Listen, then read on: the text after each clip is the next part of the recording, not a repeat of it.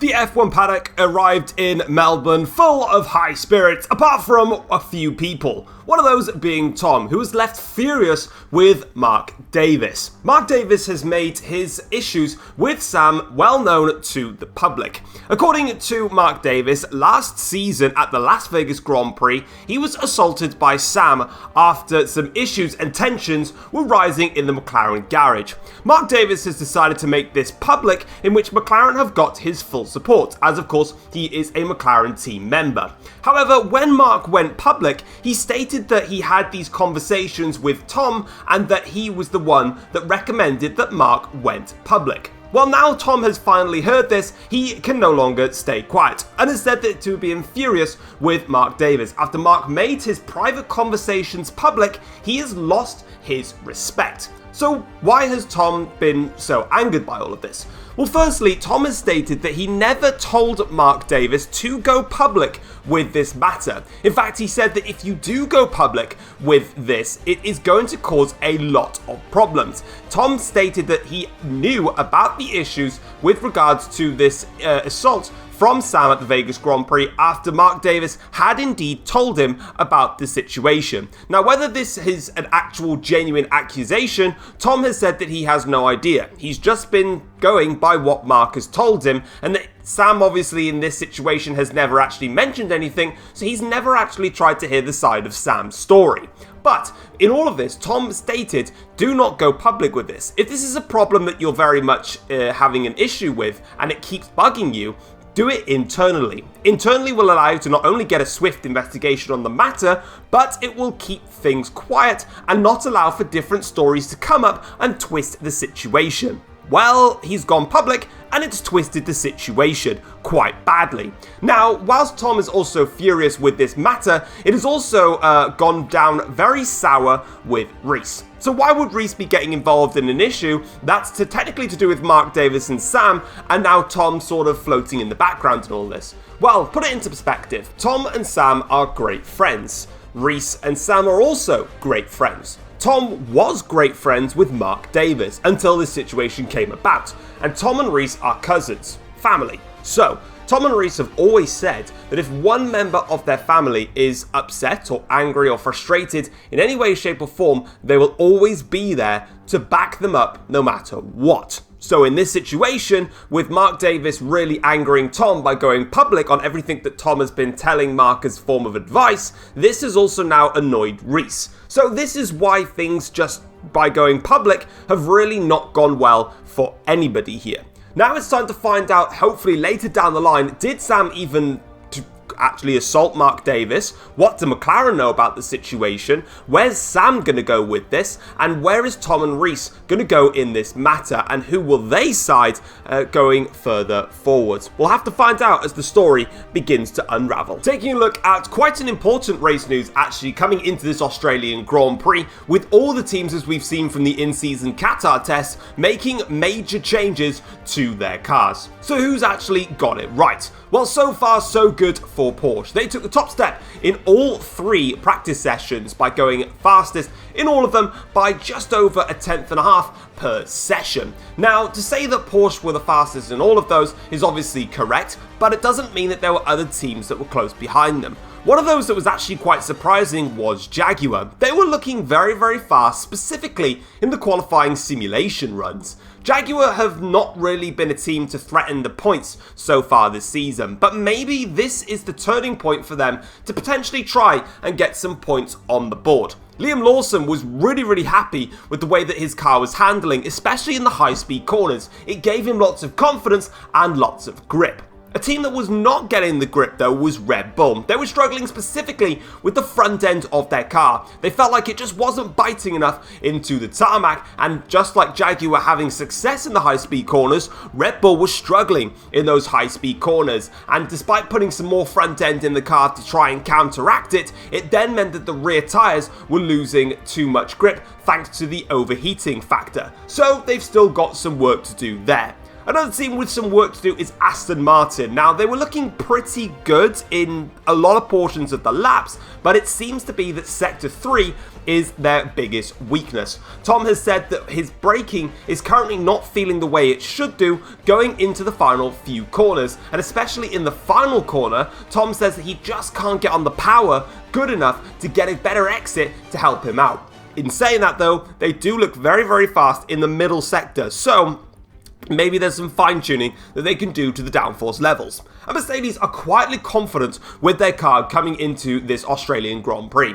They weren't fastest in any of the practice sessions, of course, as we've already covered, that was Porsche that was quickest, but they weren't exactly too far off in that section, and they were looking quite decent in the race simulations. So if they can get a clean weekend together, maybe they can start to try and build back on what has so far been a horrific season for them. Yo, what's going on guys, it is Foxydude here, and welcome back to a brand new video and another episode of the F1 Journey. We are here for season number 12, round 5. It is the Australian Grand Prix. If you guys end up enjoying today's video, feel free to drop it a like, subscribe to the channel if you're new around here, and let's get straight into the action then.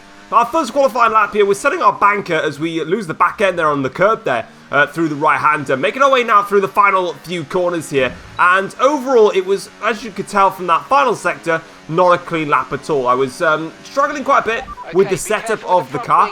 There was a lot of occasions where I had too much front end, which is what I had done when I lost that rear end, and then I tried to sort of counter correct it. It all went a little bit wrong. So that wasn't a great lap for us, and we're currently down in P19 as we've got our final flying lap here to try and get it right and to try and get us through into a strong position now. So braking in towards this right-hander, I think it's turn 3 or turn 4. Actually braked, too early for that corner. Definitely could have braked in a little bit later because I had to take 2 jabs at the steering. So I definitely lost some time there, and I've actually annoyingly, which is, you wouldn't think it's annoying, but I've got somebody right behind me, and that giant arrow there just frustrates. It's actually Reese who's behind me, and it just kind of puts me off a little bit on my lap here. But as you can see in the bottom right, I'm actually using overtake on this lap, and I didn't use it on the previous lap. Now, I want anybody that watched this video to correct me if I'm wrong. Do the AIs now use overtake in qualifying? Because I thought that they did, which is why I'm doing it here. And I'll probably do it in the next race as well, because I probably would have recorded it by the time that you guys would have seen this video. But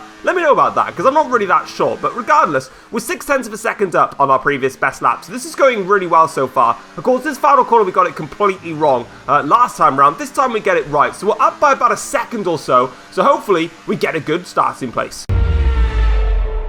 Alright then, so it is race day here for the Australian Grand Prix, and that dry weather from Saturday has turned into a monsoon on Sunday. It's a wet race here at Albert Park, and we have got a mixed up grid to get us going. Kimi Antonelli starts from pole position for Mercedes. Of course, Mercedes have brought a major upgrade package, as everybody else has, but theirs seems to be doing the business around Albert Park, with Antonelli putting in a brilliant lap time to qualify 2/100ths of a second clear of Reese, who's on the front row alongside of him. We qualify in 3rd place for Aston Martin. We were just under 1.5 tenths back from Reese in the end, and from Antonelli, should I say, starting in 3rd. George Russell, another one of our championship rivals at the start of this season, qualifies in 4th place, just over 1.5 tenths off the pace. Now, we said that Jaguar had some performance in the qualifying simulation runs, and they certainly showed that, especially with Liam Lawson in a fantastic 5th place for Jaguar, just under 0.2 of a second off pole. Charles Leclerc starts 6th for Porsche ahead of Valtteri Bottas, who qualifies in P7. It's a better qualifying for Bottas in comparison to his teammate George Russell, as he has been struggling in the past few races. Sebastian Vettel qualifies down in quite a disappointing P8 for Red Bull ahead of Sam, who is P9 for the Audi team. Max Verstappen is the best placed Ferrari, only good enough for P10 in their heavily upgraded B-Spec car, with Oscar Piastri in 11th for Aston Martin. Carlos Sainz is 12th, should I say, for Audi, and Sergio Perez is the man in 13th, ahead of Lando Norris in P14 and Lewis Hamilton down in P15. A lot of drivers slightly out of position from where you'd expect them to be. Alex Albon couldn't replicate what Liam Lawson could do, and it's only good enough for P16, with Stoffel van Dorn qualifying in 17th, just ahead of Daniel Ricciardo, who's in P18. Pierre Gasly could only get the back row of the grid to his name in 19th, while Ollie Behrman has to settle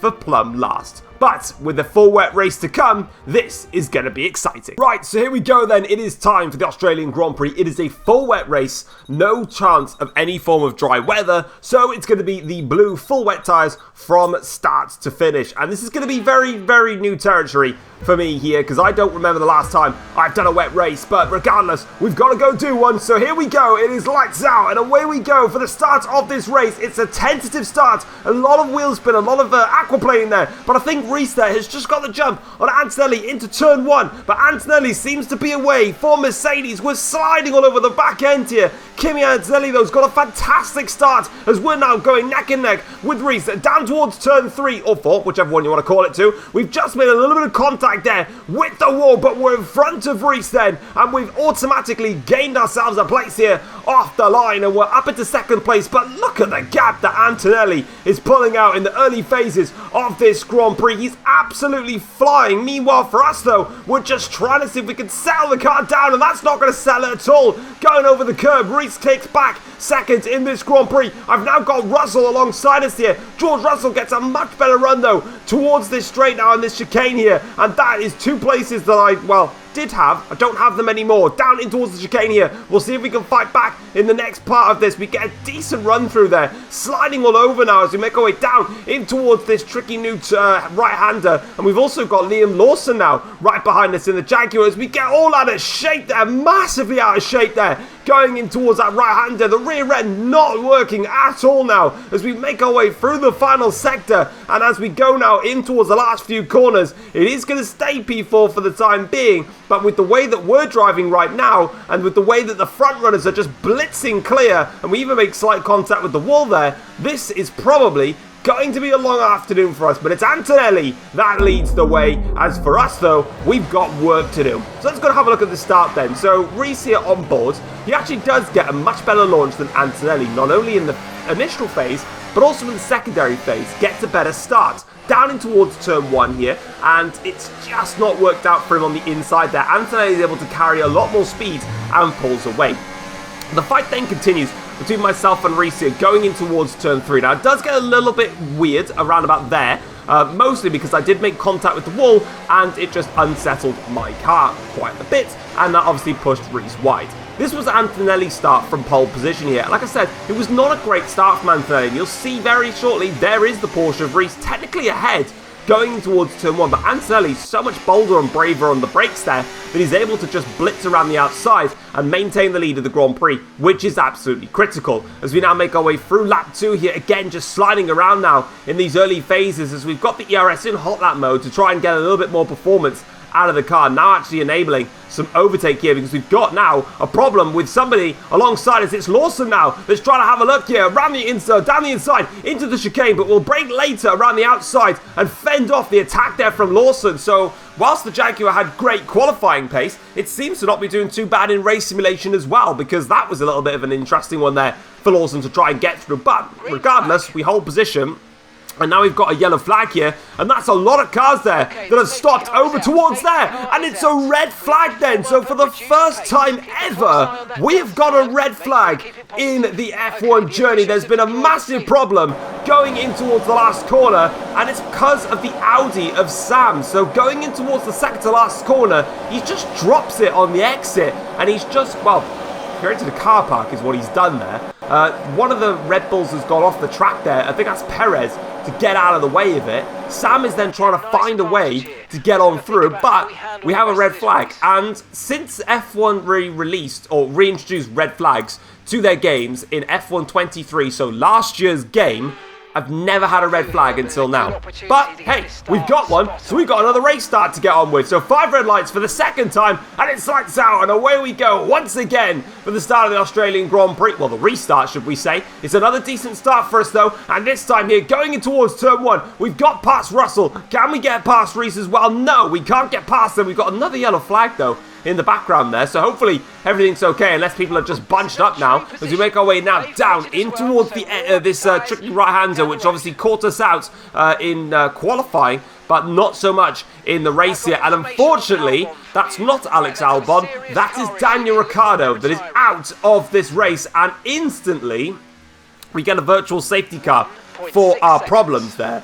Lap 8 of the Grand Prix now, and we're pressing onwards. As you can see, Reese and Antonelli are pulling away out front here, but we just miss our braking point, going through in towards that right-hander, and that's just unsettled the car. We make contact with the wall and instantly giving the place back then to George Russell. So that's twice now we've lost out in that exact corner to George Russell in this race. But obviously, I'm just struggling quite a lot to really adapt to the wet weather conditions, and unfortunately, it's, well, hurting me quite badly. And there's another example of it there as we basically cut the second point of the chicane there, which is why I backed off and didn't allow myself to get a run at George Russell, because ultimately it wasn't fair. And in the braking zone anyway, you'll see Russell, well, pull quite further clear, so it's kind of irrelevant. Further behind us though, we've got Liam Lawson, who's still having a fantastic race at the moment, trying to fend off Charles Leclerc as they make their way down in towards this tricky right-hander now, and Leclerc just goes around the outside of Liam Lawson. I also just want to apologise as well for the replay cameras being heavily glitchy and just looking quite bad. I don't know what it is, but my game just did not like replay cameras in the wet with all the spray. So if you know anything, guys, to help with that, let me know, because like I said, it just glitches out a lot, especially, like I said, with the spray. It just doesn't work. I don't know why. So if you guys know what a good fix is for that, let me know. I'd be much appreciative of your advice. Lap 12 of the Grand Prix now, and we're losing time to the top three. We don't really have the pace on them, and Charles Leclerc is all over the back of me. Unfortunately, though, for Lewis Hamilton, as another virtual safety car comes out for that problem, Hamilton is out of the Australian Grand Prix. He's pulling over to the side of the circuit, so while Antonelli is out front leading, Lewis Hamilton, who didn't have a good qualifying anyway, is having an even worse race because he's out. And I'm pretty sure that's the second race in a row now that Hamilton has retired from the Grand Prix. Maybe even the third race in a row now for Lewis Hamilton. But lap 13 here, Leclerc is coming at us now with quite a bit of speed here as we make our way through to what would be the DRS zone, but it's not enabled in this wet race here. Leclerc now trying to go for a move here down the inside. He'll have that run, but we will have the outside line, and we've seen from other drivers you can brake later around the outside and in towards the chicane. We stay in front of Charles Leclerc, and that's a great defensive display from us there. That corner is actually probably the only place on the track where I've actually got good enough speed. Now, back on board here with Liam Lawson and Verstappen. You remember that Verstappen overtook Liam Lawson? Yeah, well, somewhere in all of this, Lawson got back past Verstappen. Didn't find it, didn't catch it, but he did. Unfortunately, though, for Lawson, Verstappen gets back in front of him. Lap 18 of the Grand Prix now, and we're coming in for our one and only stop of the Grand Prix. A little bit later than what was expected, obviously because we put on a brand new set of wet tyres to go for the stint of the restart under the first red flag. So we're coming in now for our basically used set of inters that we did like 3 laps on beforehand, and we're making an adjustment to the setup. The biggest problem that I was having in this wet race is that the setup that I was running was a dry weather setup, and it wasn't like overly, you know, I don't do a lot of heavy setup work, believe me. I don't know anything about setups, so I don't bother. The problem that I had is that I had too much of a difference between my front wing angle and my rear wing. So, in other words, I think I was running at the start 26, 22 on the wings, something like that. And it just meant that the car was too pointy and it was just stepping out the rear end too much. And it meant that I had some problems. Somebody that's having a problem is Liam Lawson, because it seems from that pit stop, he's gone way further down the order than anybody else here. And you would have noticed that we've gone from my pit stop to an attack on Lawson to the end of the Grand Prix. I'll be honest with you, nothing happened in the entirety of the second stint. You can see the top 4 have all closed in. We actually did a great job in the middle stint here, but for the first time ever in Formula 1, Kimi Antonelli wins a Formula 1 Grand Prix. He is the master of the wet here at Albert Park. Nobody could touch him. Fair play to Kimi Antonelli. What a drive to survive 2 virtual safety cars, a red flag, and realistically a Porsche and a McLaren that should have been faster. He put everything right and did an absolutely faultless drive from Antonelli here today. Fair play to him. Massive credit. But coming back to what I was saying, genuinely, I was on my replay cameras And I was just waiting for the arrows to flick up and down for when an overtake was happening. And it just didn't happen. It was just one of those races. It's obviously in the F1 journey, it's a lot rarer, should we say, to have a bad race or a race which doesn't have as much action going on in it because obviously the cars are so close to each other. But in this instance, in the wet, with the DRS disabled, obviously there are 4 DRS zones around here. So no doubt, if it was a dry race, there would probably be every single lap would have some form of a battle in there. But on this occasion, it just didn't happen. And it is what it is. We get some heavily action-packed races where it takes me ages to edit, and you get some like these where it's slightly quicker because you don't have to do as much work. But regardless, Antonelli gets the race win ahead of Rees then for Porsche by 3 seconds. George Russell finishes 4.5 seconds off the race win in the end, with myself finishing in P4 6 seconds behind Kimi Antonelli. The second stint for me definitely went a lot better than the first stint. I managed to pull away. You can see Leclerc finished in P5, 10.7 seconds behind in the end. So we managed to pull out a 4.7 second gap over Leclerc. We also set the fastest lap of the race as well, you can see, with a 1:24.904. The problem is I just made too many mistakes on one lap when I was trying to chase Russell down. There was a couple of occasions where I got the gap down to like 1.1 seconds. I'd then make a mistake, back end came out or anything like that. Gap would go up to like 3 seconds and I'd try and close it back down again. So maybe we could have got P3, but ultimately I think we were fair to be where we were. I think that was our pace. Verstappen finishes in 6th for Ferrari. A decent recovery for Verstappen ahead of Sebastian Vettel, who's the highest placed Red Bull driver. Valtteri Bottas is 8th for McLaren, ahead of the 2 Audi cars of Carlos Sainz and Sam. Sam will definitely be the most disappointed out of the bunch because, of course, he would have been affected by the pit stop window anyway because, of course, he would have been behind. But obviously, as well, he was the man that caused the red flag by losing the rear end. So, yeah, that really hurt him there.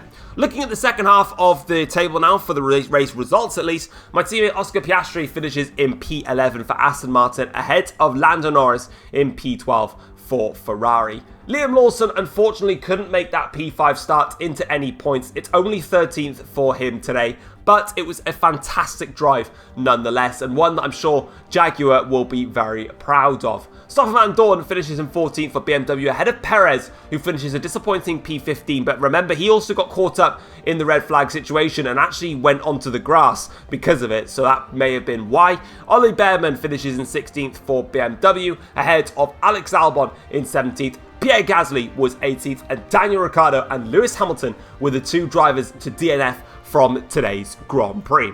Now, let's see how that has affected the Drivers' Championship after this race weekend. Well, the gap at the top has come down between myself and Rees. It is halved, in fact. The gap was 10 points, it's now 5 points. We've got 83 points so far in this standings. Rees is on 78 points and is chipping away at our championship lead. George Russell is also chipping away at the championship lead as well. Of course, he won the last race in Qatar and took away 7 or 8 points from us there. He's then gone ahead and taken away 2 points from us here. So that gap drops down to 17 points. Lando Norris is still 4th in the championship on 48 points, but now 35 points behind. Vettel is 5th with 39 points, and then Sam is in 6th still with 31 points. Kimi Antonelli, after that race win, gets himself right up to 7th in the championship now on 27 points, the same amount of points as Charles Leclerc, but of course Kimi Antonelli has picked up that race win, whereas Leclerc has not. Oscar Piastri is 9th in the championship on 26 points,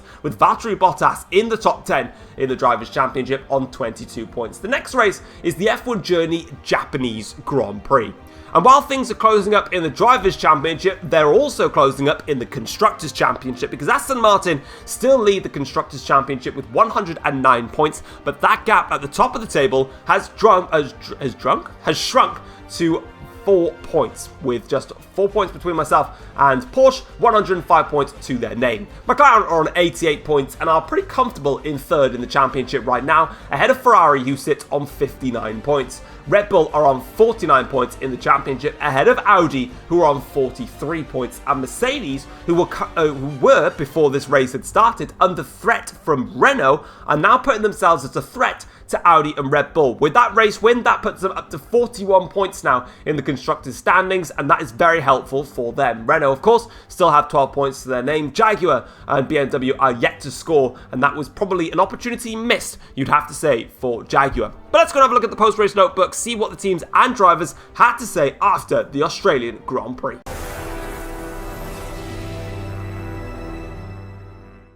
Taking a look at the post-race notebook after this Australian Grand Prix, Kimi Antonelli takes his first win in Formula 1 in a rain-affected race here today.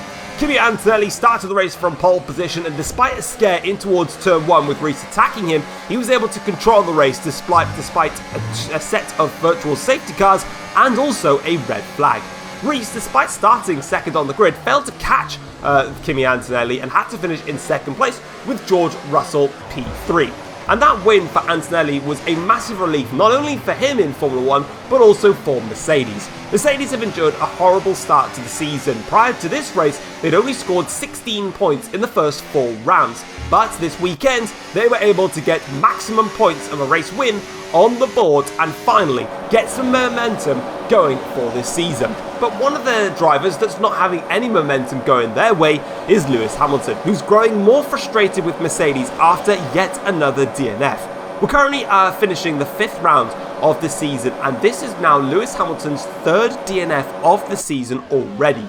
Lewis Hamilton failed to finish the Saudi Arabian Grand Prix and is now on back-to-back DNFs after retiring from the Qatar Grand Prix and here in Australia. It's something that Mercedes need to be wary of, because despite the fact that they got the race win here this weekend, if they have finally turned a corner and are now right at the front and can get more race wins, they're going to need both cars to finish to maximise their battle in the Constructors' Championship, with the likes of Aston Martin and Porsche picking up a lot of points thanks to both of their drivers. And finally, Liam Lawson was very proud of his race weekend. It didn't amass to anything in terms of points, but it certainly put him on the radar for F1 teams to be scouting. Lawson, in a Jaguar that didn't deserve to be where it was, managed to qualify P5 and ended up, unfortunately, in the race just outside of the points in P13. But it was a great experience for him, and in these wet conditions, it was a great chance for him to try and show what he had. But ultimately, when he was coming up against cars that were a hell of a lot faster than him, he did everything he could to try and fight them for as much as he possibly could. And it's one that, like Fernando Alonso, is said to have been very proud of, and one that he can definitely take going into the next few races. But that is it for the F1 journey here in Melbourne. If you guys have enjoyed the video, drop it a like and subscribe to the channel if you're new around here as well. And I will catch you guys next time out for the Japanese Grand Prix. Take care all.